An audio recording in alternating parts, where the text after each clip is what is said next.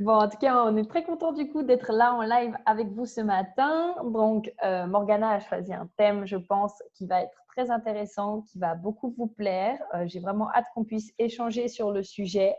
Et puis, bien sûr, comme d'habitude, n'hésitez pas à interagir, à poser vos questions, à nous dire ce que vous pensez, ce que vous ressentez, puisque c'est vraiment l'objectif aussi de ces lives, c'est qu'on puisse échanger et partager. Et puis, écoutez, je vais déjà laisser Morgana se présenter. Je te remercie, Prudence, de me donner cet espace de partage là pour pouvoir échanger avec ta communauté et la mienne. J'espère que vous allez tous bien là après cette période de nouvelle lune un peu mouvementée. Mm.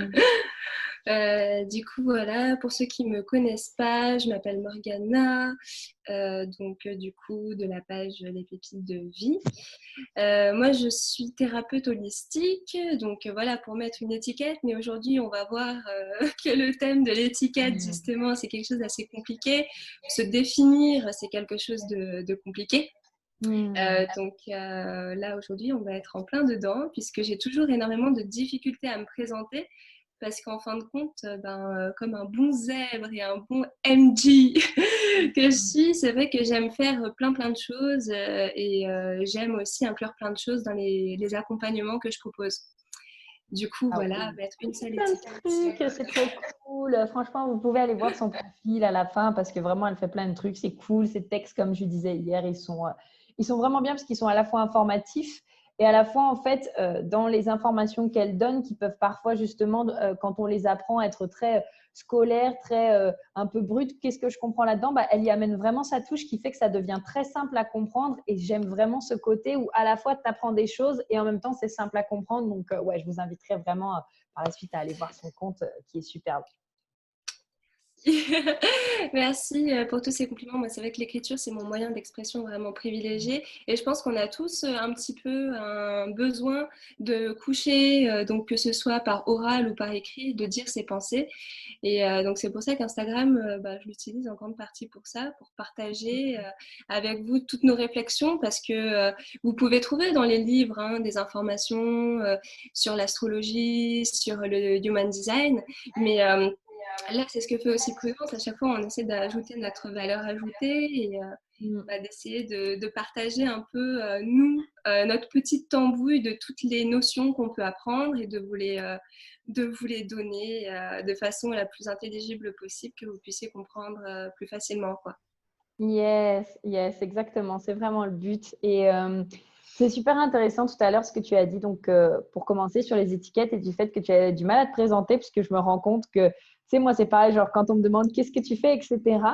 Et un truc qui m'a beaucoup aidé, puis tu me diras après si peut-être c'est aussi l'objet justement de ce live, mais je sais que maintenant, je préfère me présenter, tu sais, en disant je suis et en mettant, tu vois, par exemple, des qualificatifs derrière, mais pas forcément de métier. Par exemple, je suis une grande passionnée, je suis une grande Mm. voyageuse, j'adore voyager, j'adore les langues, j'adore m'intéresser à plein de trucs. Et en fait, je trouve que ça m'aide beaucoup plus, si tu veux, à me définir en mettant je suis qu'en disant, en fait, je fais, tu vois, et je trouve que c'est beaucoup plus facile. Oui, parce que véritablement, là, du coup, ça veut dire que tu te présentes dans ton essence, dans qui tu es fondamentalement, et pas dans tes activités. Mm. C'est vrai qu'on a tendance en France, surtout, à beaucoup se décrire par notre activité professionnelle, par les études qu'on fait. Du coup, c'est Ouais. bien aussi de sortir de ce carcan-là et d'affirmer sa propre identité, sa propre personnalité. C'est vrai que... Ah bah tiens, il y a Alice qui dit «Je suis sorcière intuitive». Ah, j'adore, c'est trop Ça, beau c'est un en plus. super qualificatif. Voilà une étiquette qu'on est Ouais, ravis de se coller. grave. Mais dites-nous un petit peu en commentaire comment est-ce que vous aimez vous présenter justement et si vous trouvez que parfois vous avez de la difficulté quand on vous demande qu'est-ce que tu fais ou qui tu es en fait. Et puis si jamais pour vous c'est assez facile, comme Alice, n'hésitez pas à nous partager quelle est justement entre guillemets cette étiquette que vous vous mettez pour vous présenter. Et Ce puis, serait super intéressant de voir comment chacun se présente. C'est ultra riche de voir la définition de chacun selon son propre prisme. Ultra intéressant, ouais. mm, mm, mm. Et puis le temps comme ça que les personnes répondent, je pense qu'on va pouvoir rentrer tranquillou dans le sujet. Alors, comment est-ce que tu voulais procéder? Je pense que je vais te laisser parler, puis je vais intervenir Alors, aussi. je compte sur toi pour me poser des questions à chaque fois pour me recadrer parce que tu Bien sais que sûr. enfin, voilà, tu connais, tu connais le personnage. Tout à fait. Les amis, je vous invite vraiment à n'hésiter pas à prendre un truc à boire et à manger. Il faut vraiment rester connecté quand Morgane elle parle, parce que vous allez voir, surtout si vous n'êtes pas multipotentiel ou zèbre, vous allez voir que ça part dans tous les sens. Donc, quand on est multipotentiel, c'est facile parce que pour nous, c'est comme ça qu'on est tout le temps, en fait. Donc, il n'y a rien de compliqué. Mais pour les personnes qui ont peut-être un peu plus de mal, ben voilà, là, juste, c'est de vraiment suivre et si jamais poser aussi des questions, si vous vous perdez, etc. Et on a Clarisse qui nous dit, en général, je précise que je suis en CDD car mon activité salariée ne me correspond pas du tout. Et au-delà justement de cette activité, donc que tu dis je suis CDD, comment est-ce que tu te présentes? C'est-à-dire qui est Clarisse? Parce que Clarisse n'est pas en CDD, enfin Clarisse en tant qu'être humain n'est pas tout le temps que en CDD en fait. Il y a aussi la personne qui est derrière. Enfin pour moi c'est comme ça que je le vois. Mm. Oui, Et on a c'est important de préciser ça, hein, de ne pas se qualifier juste par la dénomination juridique de notre contrat de travail. exactement, oui. Et puis, on a Céline sur Facebook qui nous dit, en général, quand je me présente, je me mets au niveau des autres. Alors moi, ça m'interpelle parce que ça me fait me poser une question de pourquoi as-tu besoin de te mettre au niveau des autres? Parce que ça signifie qu'il y a peut-être une partie de toi qui se censure. Morgana, tu me diras Il comment y a tu le… Il y a Steph qui dit il va y avoir de la pensée en arborescence. Oui, tout à fait. Ah c'est exactement ça. Welcome home. Belle pensée en arborescence là pour ce live. Ça va y aller Voilà, on dans va tous les être des jolis spécimens en action. sens. Ouais. Oui, c'est vrai, je suis dans cette recherche car je ne sais pas. Ouais. Mm.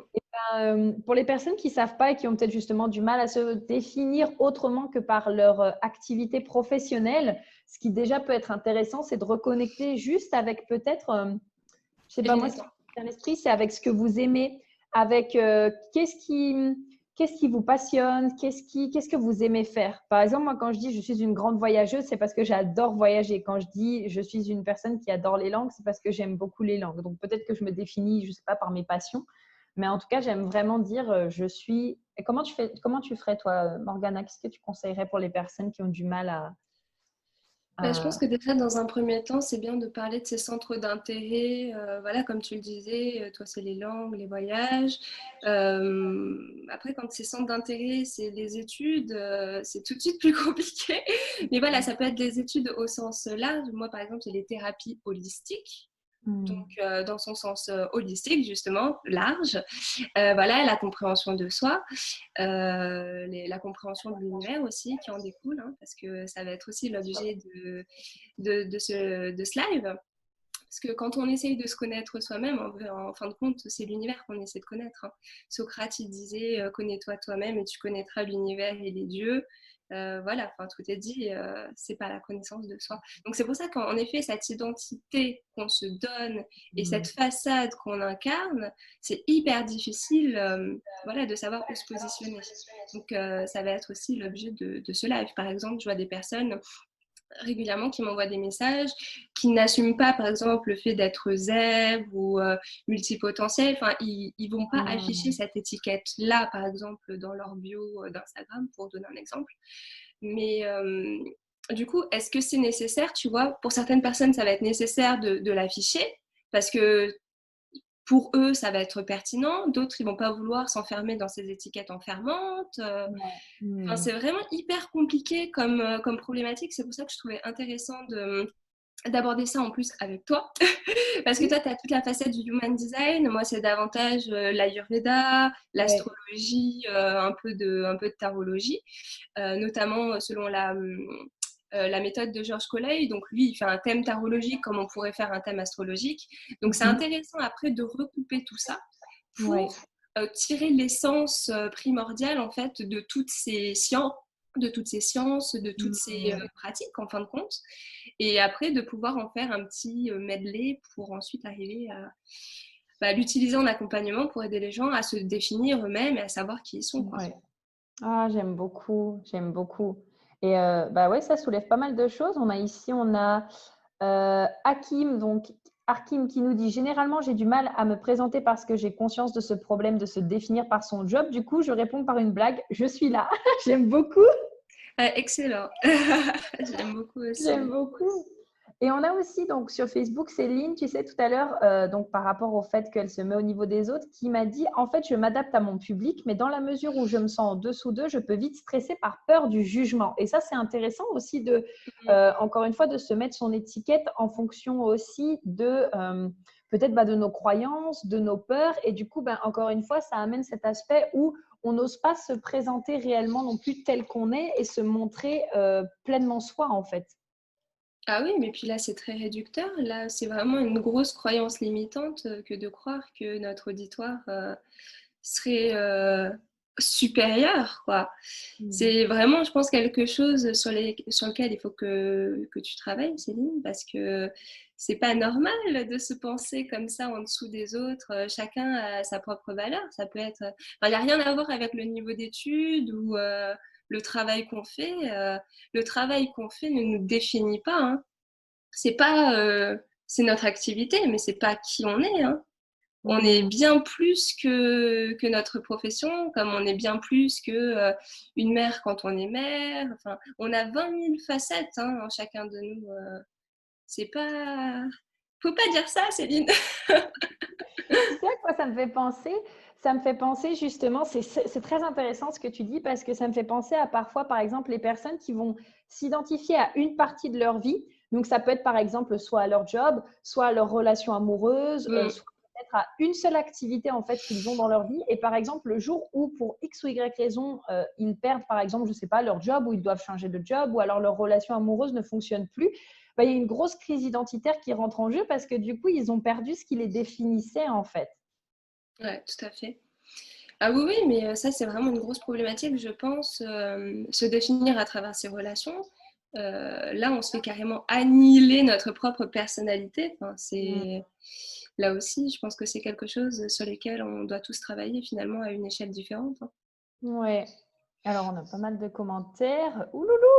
Alors, on a Clarisse qui nous dit: c'est tout à fait ça, mais il y a tellement à apprendre sur l'univers que j'ai l'impression que c'est trop pour moi et que je dois aller hyper loin pour me connaître. En fait, il n'y a pas besoin d'aller, je dirais, si loin parce que les basiques, par exemple, savoir ce que tu aimes, savoir quels sont tes talents, savoir quels sont tes points forts, tu n'as pas besoin d'aller au fin fond de la galaxie de l'univers pour pouvoir les découvrir, en fait. Il y a plein d'outils maintenant qui sont à disposition, que ce soit l'Ayurveda, que ce soit le HD. Ça peut être aussi des tests de personnalité qui sont gratuits aussi sur le net. Ça peut être l'astrologie, ça peut être plein de choses en fait. Et même juste ne serait-ce que de te reconnecter avec toi-même. Ça, c'est vraiment, je ne sais pas pour toi, Morgana, mais moi, c'est vraiment, par exemple, quelque chose que je fais en coaching avec les personnes parce que les personnes qui viennent me voir, c'est pareil, c'est des personnes qui sont déconnectées de qui elles sont. Et c'est l'un des premiers travaux qu'on fait ensemble, c'est vraiment de se reconnecter à c'est quoi tes points forts, c'est quoi que tu aimes faire, c'est quoi les choses dans lesquelles tu es doué peut-être naturellement et tu as l'impression que c'est tellement naturel que pour toi, ce n'est pas une compétence, mais si tu le fais facilement, c'est que c'est un domaine dans lequel tu es doué. Et c'est vraiment cette phase de reconnexion avec soi-même. Et je pense que parfois, ce qui fait qu'on ne se comprend pas ou ce qui fait qu'on ne sait pas qui on est, c'est qu'on est trop déconnecté c'est qu'on est trop déconnecté nous-mêmes et qu'on s'est déconnecté aussi de notre corps et qu'on n'est plus vraiment là. En fait, on est un peu genre peut-être à se comparer ou à voir ce que les autres font, mais sans voir qui on est nous. Comment est-ce que Mm. tu vois la chose, Morgana? Oui, tout à l'heure, tu disais que, il était important de voir ce dont on est doué naturellement. Enfin, tout ça, en fait, c'est ce qu'on appelle les dons, hein, de façon peut-être abusive parfois. Et je pense que oui, ce serait pas mal de pouvoir se définir par ces dons. Après, encore faut-il les connaître. Donc là encore, il y a du travail en développement personnel et en développement spirituel à faire. Il y a des choses à aller débloquer. C'est pour ça que parfois un accompagnement, du coup, ça peut être nécessaire aussi pour mettre en lumière ses propres aptitudes et réaliser quels sont ses dons. Ce serait magnifique de pouvoir se définir selon ses dons. Comme ça, ce serait plus je suis mariée ou célibataire ou son CDD ou son CDI. Enfin, c'est tellement mieux, quoi. Ouais. Je pense qu'à l'avenir, ce sera davantage par ces choses-là qu'on pourra se définir. Notamment quand on parle de la nouvelle Terre, du nouveau monde. Je ne sais pas si Voilà, c'est un sujet que certains connaissent. Mais pour ceux qui auraient lu le travail de Dolores Cannon et puis de plein d'autres auteurs, hein, là, en effet, c'est vrai qu'on est en train de passer un cap vibratoire. Donc, ça se voit avec les phénomènes astrologiques qui sont en train de se passer, et astronomiques, hein, d'ailleurs. Du coup, on voit vraiment qu'il y a une bascule qui est en train de se faire, hein. Même cette histoire de coronavirus, tout ça, c'est pas anodin. Donc oui, je pense véritablement, là, surtout vu tout ce qui se passe dans l'actualité, on voit que les mentalités sont en train de bouger, les choses explosent un petit peu. Tout ça, ça s'explique par les énergies en présence en ce moment. Mais je pense que oui, à l'avenir, on va vraiment aller vers du mieux. Vers du mieux d'un point de vue spirituel. Après, il peut y avoir bien évidemment des personnes qui, elles, vont très très mal le vivre, parce que quand on est dans la résistance, tout est très difficile à vivre. C'est très dur de bouger sa structure, hein, qu'elle soit psychique ou énergétique. Quand on est enfermé dans quelque chose, c'est très dur d'en sortir. Donc il y en a qui vont le vivre très difficilement, mais c'est pour un mieux à venir. Oui, et puis je dirais que pour les personnes, en tout cas, qui vont s'en rendre compte, pour moi, un truc qui me vient à l'esprit, c'est déjà de poser l'intention. Tu vois, pour les personnes pour qui ça peut être plus difficile, bah déjà poser l'intention de sortir justement peut-être de la prison ou de la boîte dans laquelle on s'est enfermé.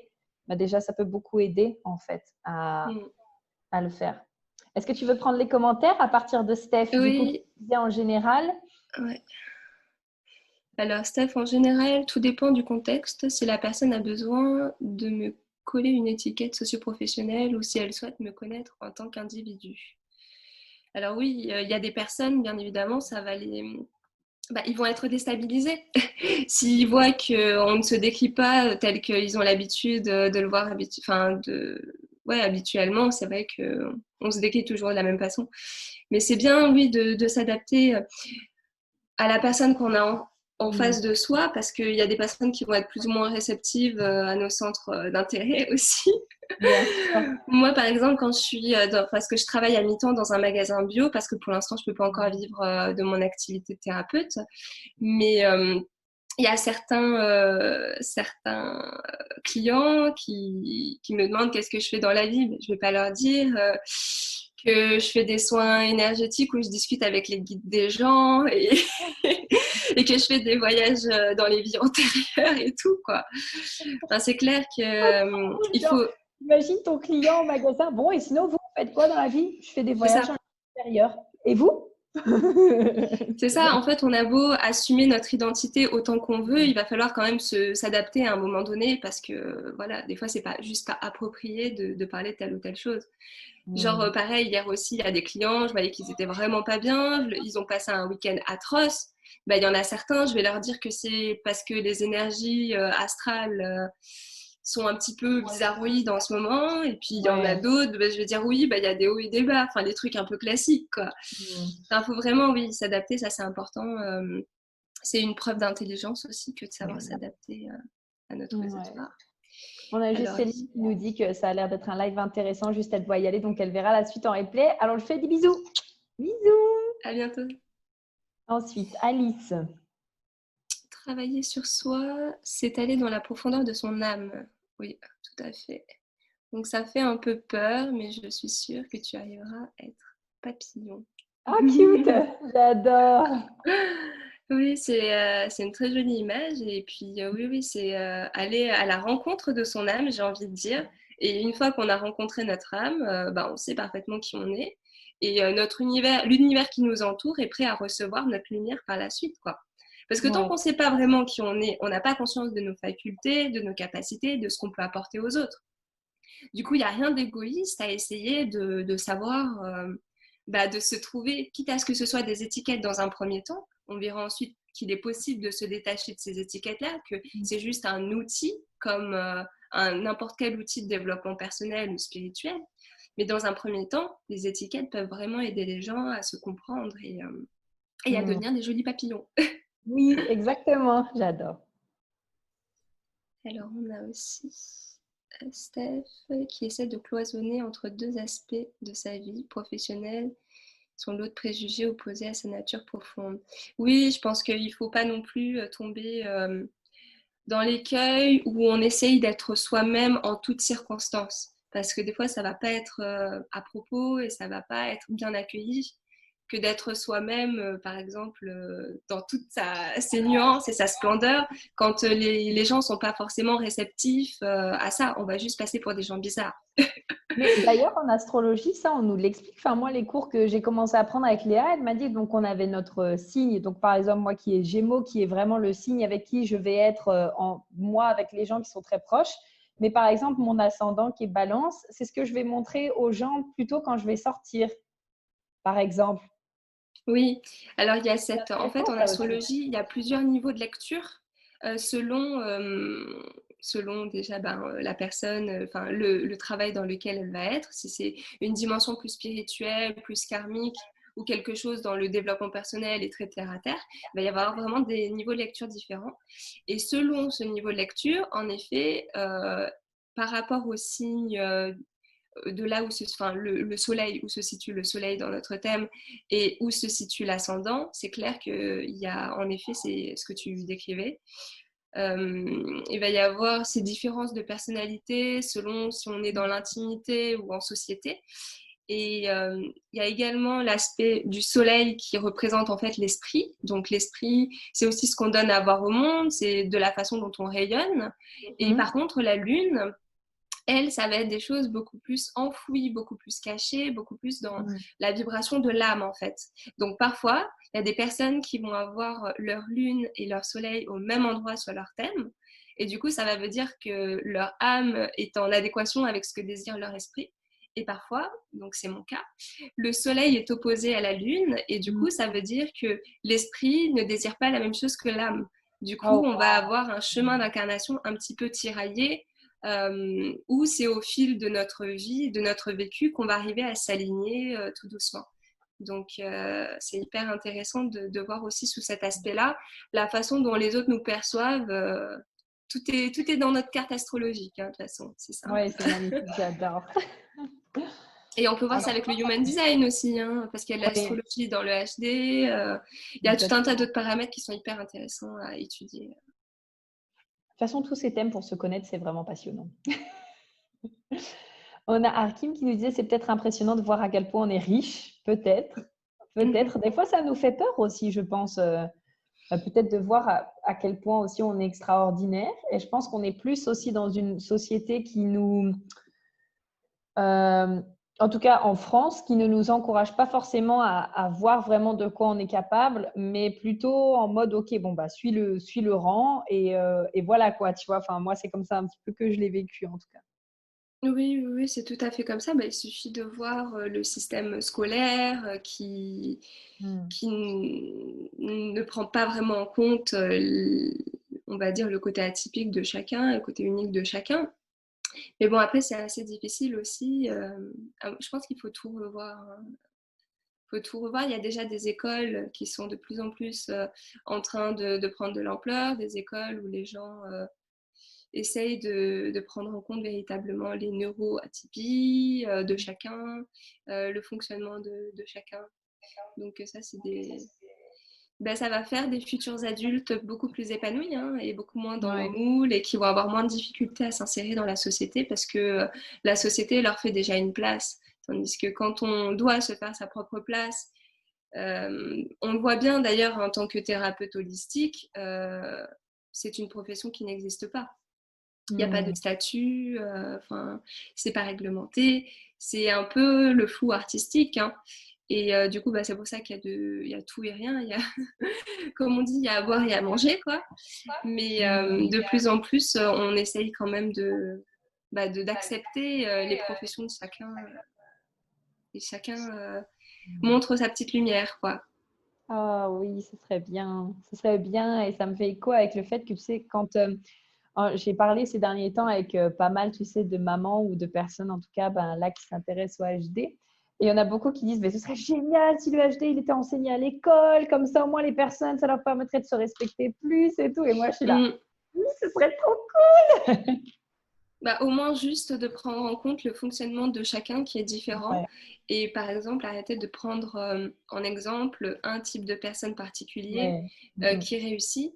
La recette, elle ne fonctionne pas pour tout le monde de la même façon.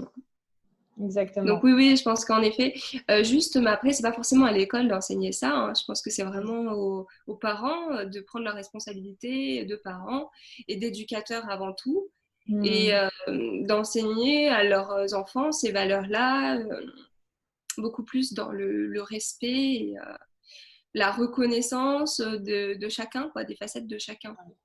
Et puis, tout à l'heure, dans le commentaire de Hakim, il y avait la notion de richesse.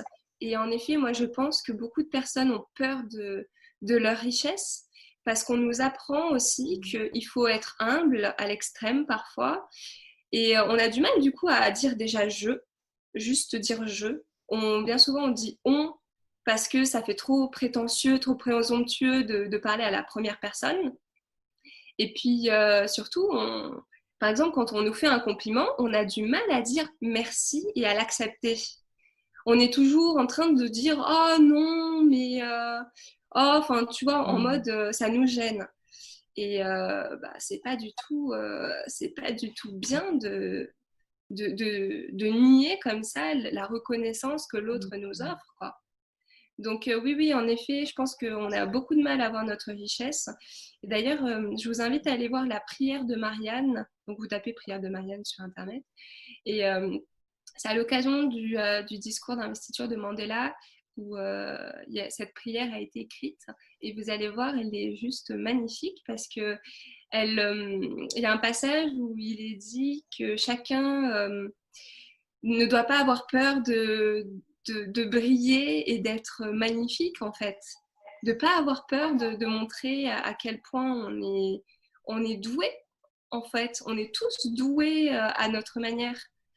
Et bien souvent, les gens ont tendance à vouloir rester trop humbles parce qu'ils n'ont pas envie de passer pour des gens prétentieux. Mais moi, je pense que c'est ni prétentieux ni égoïste de bien se connaître et de savoir quels sont nos dons, quoi, de manière à pouvoir les offrir aux autres par la suite. J'adore, c'est tellement beau ce que tu dis. Moi, je ne suis pas non plus en mode de peace and love, mais je pense que quand même, on peut faire ce genre de monde à l'avenir, hein. C'est déjà en train de se passer. Alors, du coup, je vais juste avancer un petit peu dans les Ouais. commentaires parce qu'on en a reçu pas mal. Alice qui nous dit, je suis totalement d'accord. Après, on peut aussi dire, je suis optimiste, je suis positive. Je dis souvent, je suis joie. J'adore. On a Ardia Yashin qui nous a dit, pouvez-vous me conseiller pour me débarrasser de ma relation toxique à l'argent qui m'empêche d'avancer gravement? Alors, il serait intéressant aussi de voir ton thème astrologique pour voir où se situent les planètes, si c'est véritablement une relation toxique ou c'est quelque chose qui peut être utilisé ensuite comme un atout. Parce que on peut toujours utiliser ses défauts comme des qualités après, une fois qu'on sait y faire. Donc, ce serait intéressant de voir exactement si cette relation à l'argent est vraiment toxique ou avoir plus de précision, si tu peux nous donner plus de précision en commentaire. Mm. Parce que là, comme ça, c'est vrai que c'est un peu difficile de répondre d'une façon générale alors que chacun a un cas très particulier. Mais en règle générale, c'est pas prudent, toi, ce que tu en penses, mais le rapport à l'argent, bien souvent, c'est un rapport à la sécurité qu'on a en fait, hein. C'est le besoin de sécurité, d'avoir. Après, ça dépend aussi de l'enfance de la personne. Enfin Mm. là, pour répondre comme ça de façon générale, c'est un peu Ouais, je trouve compliqué. qu'il n'y a pas assez il y a pas assez de contenu aussi pour qu'on puisse vraiment t'aiguiller. Pour toi, qu'est-ce qui fait que tu dis que tu as une relation toxique, par exemple? Si tu peux nous préciser un peu ta situation, comme ça, ce serait plus simple. Mais ouais, l'argent, c'est aussi le rapport à la valeur qu'on a de soi-même aussi, à l'estime qu'on se porte. Donc en fait, ça, ouais, ça serait à creuser. Ah oui, tout à fait. Ben, on le voit de façon symbolique très facilement Mm. quand on veut beaucoup d'argent, qu'on a besoin de choses matérielles, c'est qu'il y a quelque chose qui manque en soi et une richesse qu'on n'a pas trouvée à l'intérieur de soi. Mm. Donc, oui, tout à fait.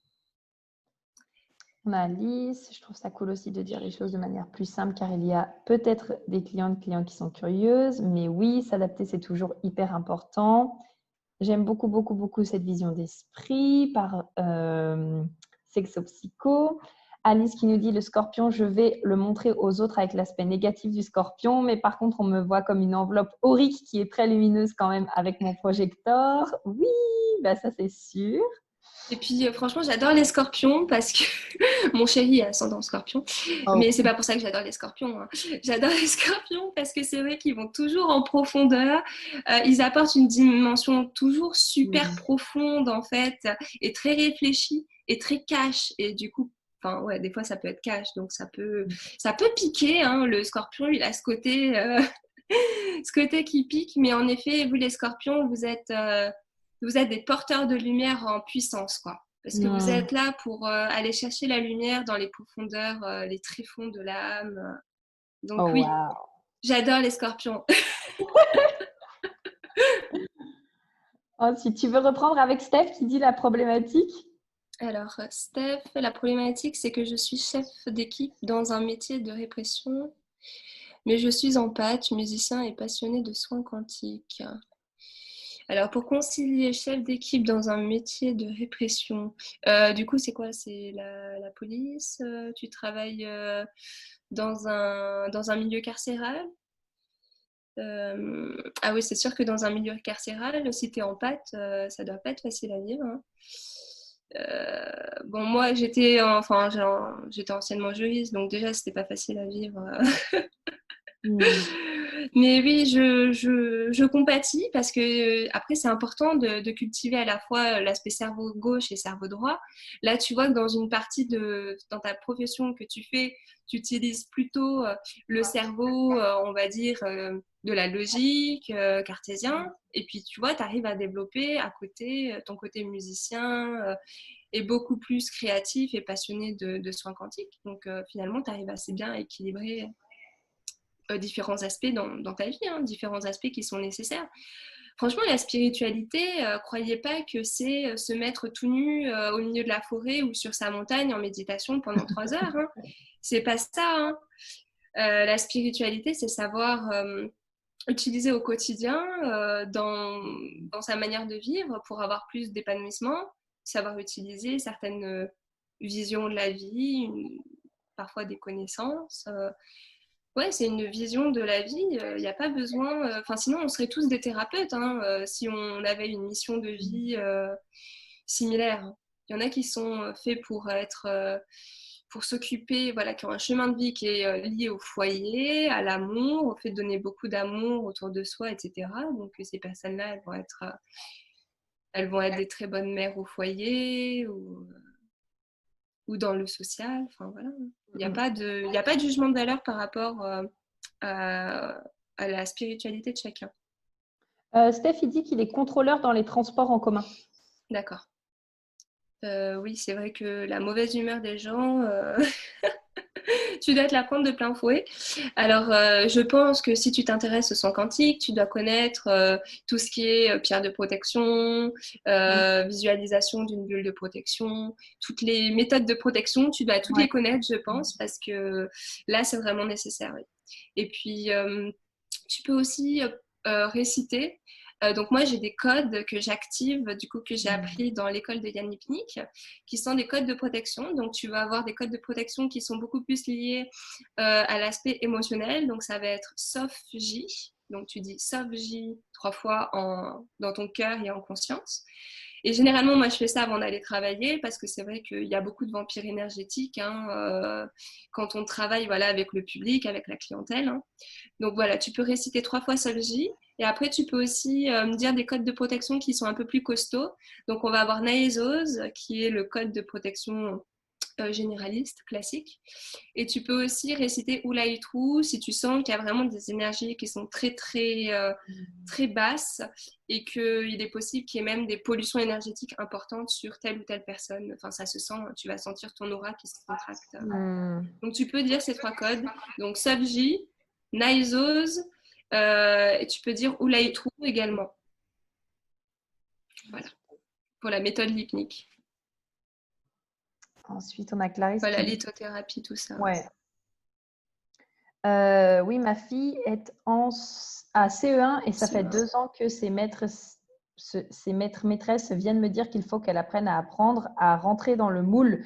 Je leur ai expliqué que ça n'allait pas. Alors, je serais curieuse de voir si… Alors, de but en blanc, je serais curieuse de voir, Clarisse, si ta fille est manifestor. Vraiment, je serais très, très curieuse de voir si tu arriveras à aller regarder sa charte, du coup, et revenir me dire un peu plus tard ou revenir nous dire en live.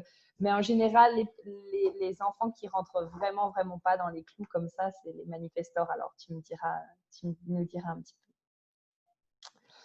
Ouais, ce serait intéressant en effet. Moi, j'ai ma mère qui est institutrice. peu. Elle serait ravie de donner son avis là-dessus. Bon, après, elle n'est pas encore, on va dire qu'elle n'est pas encore totalement éveillée, elle est en phase d'éveil. Mais c'est difficile quand on est dans l'enseignement et qu'on a du coup des directives depuis l'intérieur de pouvoir changer les choses. C'est assez difficile. C'est possible, ça dépend aussi du chemin de vie de chacun, mais c'est difficile. Moi, j'ai essayé dans la magistrature du coup, de changer les choses de l'intérieur. Je me suis vite rendu compte que ce serait pas possible, que j'arriverais pas à me soumettre au cadre qui m'était imposé. Ensuite, on a du coup, pareil, Clarisse. Oui, prouver que le compliment n'est pas mérité. Oui, on adore se prouver que le compliment n'est pas Oui. mérité. Alors, la dernière fois, trop drôle, j'étais à l'aéroport et j'ai vu une nana, mais vraiment avec des yeux qui étaient magnifiques. Je suis désolée, je ne sais pas quoi faire de mes cheveux, j'ai envie de les attacher, mais bref. Et elle avait des yeux qui étaient magnifiques. Et je lui ai dit, oh, au passage, vos yeux, ils sont vraiment magnifiques. Et elle dit merci. Et après, tu sais ce qu'elle me dit? Elle me dit, oh, bah, il doit bien rester que ça de beau sur moi. Tout le reste, c'est vieux, tu vois, genre, j'étais là, ben, ok. On se sent obligé de rajouter un truc après, parce qu'on ne Mm-hmm. nous apprend pas, en fait, tout simplement à recevoir le compliment. Et à dire merci. Ouais. Même les vêtements, par exemple, tu sais, genre un truc souvent qui revient, c'est ah, elles sont belles tes chaussures. Oh oui, je les ai achetées il y a un an déjà, elles sont vieilles. Ben non, mais en fait, juste merci. Voilà, enfin, je veux dire, il n'y a pas. Mais c'est toute une rééducation aussi à faire, je dirais, parce que moi, personnellement, ça m'a pris du temps pour justement être vraiment capable d'accepter les compliments. Et encore, je vois qu'il y a du chemin à faire. J'écoutais récemment un de mes mentors qui, quand une personne, il était en train de se faire interviewer, et la personne qui l'interviewait lui a fait un compliment et il lui a vraiment dit, écoute, je le reçois vraiment de tout mon cœur. Et moi, tu vois, genre, j'en suis pas encore à ce point-là où vraiment, quand quelqu'un me fait un compliment, je suis capable vraiment de dire, ah, bah, je le reçois vraiment, merci beaucoup, tu vois. Il y a encore, je pense, ce petit travail-là à faire.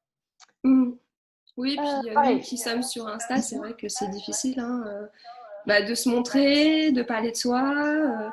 Il n'y a pas que des personnes égocentriques parce que il y a beaucoup de personnes, je pense, qui ont cette image-là, sous prétexte qu'on met des photos de soi, qu'on parle de son expérience, tout ça. Oui, en effet, comme tu dis, il y a tout un travail de rééducation. Et je pense que c'est bien aussi de déculpabiliser les gens comme ça, de leur faire prendre connaissance que peut-être que cette connaissance d'eux-mêmes, c'est un facteur de bonheur et qu'il faut le partager, il faut le montrer. Alors, il y a une autre question de Arkim qui te demande à toi, Prudence, qu'est-ce que c'est que le HD? Bah, le HD, c'est vraiment… c'est mon outil du moment que j'aime plus que tout au monde parce que c'est vraiment un outil super qui te permet de revenir à ton naissance, en fait, à qui tu es vraiment sous tous les conditionnements que tu as pu recevoir, sous tous les blocages que tu as. C'est vraiment qui tu es dans ton âme. Donc, c'est un mélange de 4 disciplines. Donc, l'astrologie, comme on disait tout à l'heure, avec Morgana, on fait partie. C'est-à-dire que quand tu vas aller sur Internet pour demander justement, pareil, ta charte de Human Design, et tu vas avoir tes informations, du coup, heure de naissance, date et lieu à rentrer pour que ce soit calculé en fonction, du coup, de tout ça. Et donc, un mélange d'astrologie, des 7 chakras. Vous allez voir que quand vous allez avoir votre charte, il y a les centres un peu comme les chakras, justement. Du I Ching chinois et puis de l'arbre de vie Kabbale. Je me souviens jamais si c'est Kabbale, si ça se dit Kabbale. Kabbalisme, mais en tout cas, donc c'est un mélange de tout ça. Et quand tu vas du coup sur un site qui te calcule ta charte, tu as ta charte et en fait, avec toutes les informations qui sont dedans, ton profil, ton autorité, ta personnalité, ton type surtout, ça va t'expliquer vraiment qui tu es et comment tu peux mieux interagir avec le monde. Et voilà, mon compte, en fait, si tu veux, est à propos de ça. Puis Morgana est aussi en train justement de se former sur le sujet. Moi, ça m'a totalement changé la vie dans le sens où découvrir que j'étais donc ce qu'on appelle un des types Manifesting Generator, comprendre mon profil, mes centres, les portes aussi qui sont les points forts, donc les points forts, les ressources qui étaient à ma disposition, parfois qui sont conscientes et inconscientes. Bah, ça m'a vraiment changé la vie et ça m'a beaucoup aidé justement à mieux m'aimer, mieux m'accepter, mieux m'honorer et aussi finalement de plus me dire en mode putain mais je suis trop bizarre, pourquoi est-ce que je fonctionne comme ça? Bah non, en fait ça m'a aidé à comprendre que c'était juste moi et c'était parfait et c'est pour ça je pense que j'aime tant cet outil. Et puis bah Morgana, si tu veux en parler aussi, puisque ben là ça fait quoi? On a commencé le 10, donc ça fait 15 jours maintenant que tu te formes. Oui, alors je me suis rendu compte avec le Human Design que bon, non seulement ça a confirmé encore voilà, des choses que j'avais l'impression de savoir déjà à propos de moi, mais encore faut-il les accepter et avouer et voilà, assumer pleinement ces facettes-là. Et surtout, la facette hyper intéressante dont je me suis rendu compte, c'est qu'en fait, on peut faire des parallèles, bon, ça je m'en étais rendu compte, hein, entre toutes les disciplines un peu dites ésotériques. Hein, et là, je m'en suis rendu compte avec le Human Design parce que moi, quand, par exemple, dans ma formation de conseiller en Ayurveda, donc là, je termine ma 2e année, donc normalement, ma formation se termine. Eh bien, on apprend à faire des constitutions de naissance. Donc, les constitutions de naissance, c'est un peu comme la charte du Human Design. Ça va tout simplement être, on va dire, une petite carte d'identité des énergies de la personne et de son fonctionnement physiologique, psychologique. Donc, on va faire pareil, un questionnaire très approfondi. Donc, généralement, la consultation pour connaître sa constitution ayurvédique dure 1 heure et demie. Suite à ça, on va avoir une sorte pareille de profil type. Sauf qu'il ne s'agit en aucun cas de mettre la personne dans une case. Ce profil-là, il va être complètement différent d'une personne à une autre parce que chacun va avoir une proportion différente d'éléments dans sa constitution. Donc, pour dire les choses clairement, en Ayurveda, on parle de la théorie des éléments, donc l'élément eau, l'élément feu, l'élément terre, l'élément air et l'élément éther. Donc ça, si vous voulez en savoir plus, j'ai fait des posts sur chaque élément sur ma page. Et chaque élément va résider dans chaque personne. Donc, nous sommes tous composés des 5 éléments, mais en proportions différentes. Et c'est là que ça va être intéressant, parce qu'il va y avoir des personnes qui vont avoir plus d'éléments feu, et d'autres plus d'éléments air, d'autres plus d'éléments terre. Donc, ça va être les 3 grandes, on va dire les 3 grands profils. Et après, dans chaque profil, bien évidemment, au fur et à mesure qu'on étudie le profil de la personne, comme un profil de Human Design ou n'importe, on va voir que il va y avoir une proportion différente dans chacun. Par exemple, quelqu'un va avoir, quelqu'un qui a mon profil, par exemple, Pitta Vata, va avoir un certain pourcentage, donc peut-être 55% d'éléments feu prédominants. Qui va être combiné avec l'élément eau. Et ensuite, après, il va y avoir une grande partie d'éléments air qui va venir juste après, donc peut-être 40%. Et ensuite, il restera vraiment très, très peu d'éléments terre dans la constitution de la personne. Et donc, cet élément terre, c'est l'ancrage. Donc, les types, on va dire Pitta, Vata, donc comme moi, il manque d'ancrage. Donc ça, c'est le côté négatif, mais dans le côté positif, ça va être des personnes très créatives, voilà, qui vont être plutôt pétillantes, qui vont être pleines de vie. Donc bref, beaucoup de choses. Et il suffit après de voir la charte de Human Design pour constater que mon profil ayurvédique est le même que mon profil de Human Design. Et donc ça, c'est la grande révélation, c'est de se dire que peu importe la méthode que vous employez, vous aurez toujours le même résultat. Selon le thérapeute, il utilise sa méthode qui est une méthode différente pour tous, mais le résultat est le même. Donc vous aurez une analyse qui sera la même. Donc ça, c'est génial de pouvoir se dire qu'à travers les traditions, il y a toujours les mêmes choses qui ressortent et que ça nous donne des clés de compréhension folles. Parce que quand on arrive à faire ce type de lien vraiment hyper tangible, où voilà, c'est de l'empirisme pur là, hein, c'est pas de la spéculation, et ben on se rend compte que c'est génial quoi. Il n'y a plus de guerre de clochers, de savoir si c'est ma méthode qui est mieux que telle autre méthode. Et on ne se met pas dans des cases, puisque les cases, on se rend compte qu'elles sont poreuses et qu'on peut passer d'un type à l'autre, que selon les périodes de sa vie, on va avoir une facette qui va être plus prédominante qu'une autre, tel côté du cerveau qui va plus fonctionner à tel moment de sa vie, par exemple quand on est à la fac, que quand on fait sa profession et où enfin on laisse sa créativité s'exprimer. Donc oui, il n'y a surtout pas de cases qui soient hermétiques. Tout est poreux, tout est interchangeable, tout est en mouvance. Et on s'en rend compte quand on étudie les différentes... Parce que moi, je fais beaucoup de formations. Donc, j'étudie à la fois je fais des formations de tarot, d'astrologie, maintenant le human design. Et du coup, j'arrive à faire des liens. Et c'est tellement rassurant aussi de se rendre compte que ça marche, quoi. C'est fou. On adore. J'adore, je suis passionnée. Je kiffe.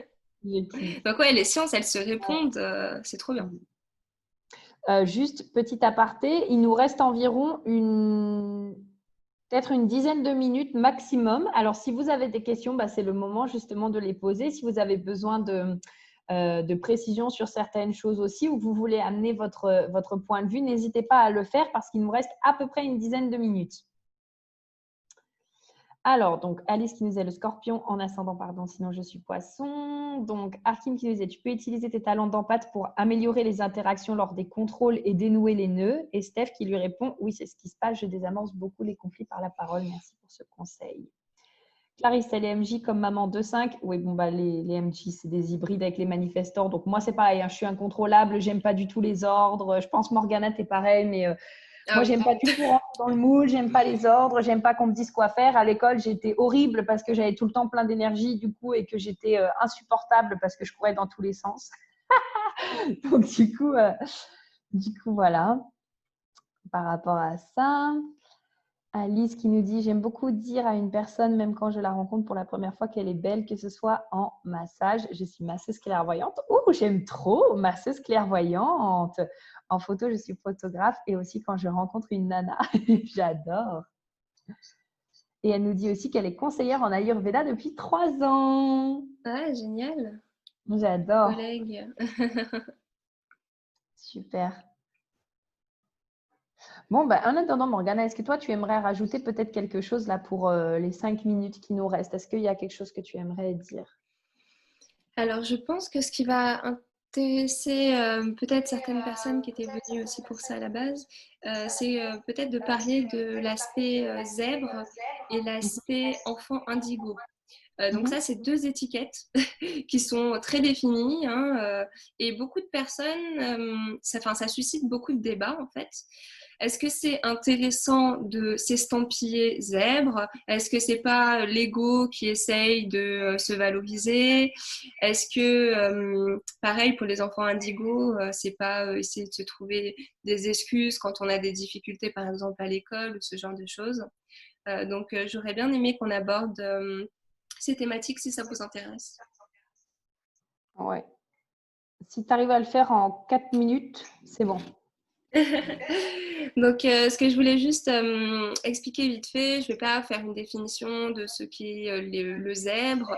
Toi, Prudence, tu as fait des podcasts, vidéos YouTube, tout ça qu'il est possible de retrouver, qui sont très très bien faits, où ça vous donne. Et puis moi, je vais publier aussi des articles sur ce sujet. Voilà, je donne un petit peu mon point de vue là-dessus. En fait,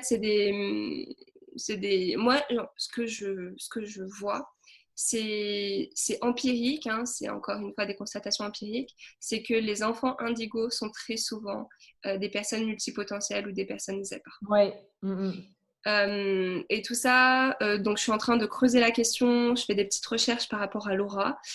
Parce qu'en fait, on peut voir l'aura des gens maintenant avec certains outils, et donc il y a des personnes clairvoyantes qui voient l'aura. Moi, je ne vois pas l'aura, mais il y a des personnes qui les voient. Et du coup, là, je suis en train d'essayer de faire une petite étude où j'essaye de déterminer si les personnes qui seraient dites à haut potentiel, qu'elles soient intellectuelles, émotionnelles, zèbres, multipotentielles, tout ce que vous voulez, si en effet ce sont bien des starseeds ou des enfants indigo, des enfants cristal, voilà. des enfants arc-en-ciel, tout ça, en fait, c'est la dénomination de l'aura de la personne. Donc, c'est pas juste des enfants, hein. Vous avez des adultes qui sont indigo aussi, comme ça. Y a Alice qui dit: quand j'ai appris que j'étais enfant indigo et zèbre, j'ai pas voulu me mettre encore des étiquettes. Moi, ça a été exactement la même chose.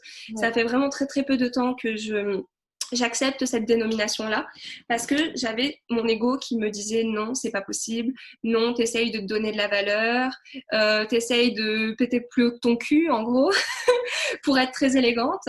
Mais en gros, c'est vraiment l'idée qui ressort. Les gens ont tendance à penser ça, qu'on est égocentrique et que c'est très présomptueux de notre part de se mettre ce type d'étiquette. Donc, mais My Love, je crois que tu as raté une partie de ce qu'elle a dit parce qu'elle a dit, Alice, j'ai pas voulu me mettre encore des étiquettes, mais je sais que je suis ça. Oui, elle n'a pas voulu se mettre d'étiquette et moi au début c'était la même chose. Au contraire, okay. je voyais même pas pourquoi il était nécessaire de se mettre ce type d'étiquette quand on savait qui on était. J'ai longtemps eu cette réflexion où je pensais que se mettre ce type d'étiquette, en effet, c'était très ça restreint en fin de compte et pour certains, ça va donner des excuses pour éviter ensuite leur développement. Par exemple, j'ai du mal avec les relations sociales parce que je suis comme ça. Sauf que là encore, c'est une croyance limitante. Vous pouvez très bien être comme ça, mais c'est pas qui vous êtes réellement. Vous êtes aussi fait pour être épanoui, pour être heureux avec votre prochain. Donc cette étiquette-là ne doit pas vous donner des croyances limitantes. C'est juste ce que je voulais ajouter par rapport aux enfants indigos et aux zèbres, tout ça. Ouais. Cette précision-là, que ça peut être un merveilleux outil pour apprendre à vous connaître, mais il ne faut pas vous laisser enfermer. On a Steph aussi qui nous dit: ça m'a rassurée de savoir que j'étais zèbre car je me dévalorisais par rapport à cette caractéristique, notamment par rapport à la synesthésie et la difficulté de rester attentif. Ah, c'est drôle. Moi, je me dévalorisais pas par rapport à ça, mais plutôt au fait, tu sais, d'être toujours changeante. C'est genre de faire un truc, de pas aller jusqu'à la fin, hop, je change. Et je me trouvais genre trop bizarre parce que je me disais, mais tout le monde me dit qu'il faut que je termine, qu'il faut que je fasse un truc. Moi, j'étais là, ben non, en fait, j'ai pas envie. Laissez-moi tranquille. Oui, moi, c'était ma principale difficulté également. Et ça et les relations sociales. Vraiment, c'était très compliqué. Je comprenais pas forcément les codes sociaux. Bon, pas en mode autiste Asperger quand même, hein, mais bon, des fois, pas loin.